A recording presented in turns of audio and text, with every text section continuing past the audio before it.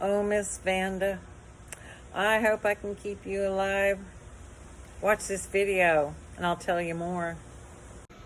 Hey everybody, this is Sherry. I'm focusing right here on the Vanda orchid. I thought I'd give you a real quick update. She was not happy in the orchid bark. She said, let me free, let me free. So I dug her out, said, okay, you're a true epiphyte. You want to hang free, girlfriend? You hang free. So I've got her in this basket along with a couple of her air plant sister cousins.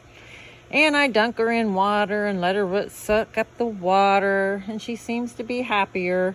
She had some yellow leaves at the bottom. I plucked those off. That was the sign I knew something was happening and she wasn't happy. So, lesson learned, you can't treat a Vanda like you do the Phalaenopsis orchid. Phalaenopsis? I never can say that word. It's so long. Anyway, update on the Vanda.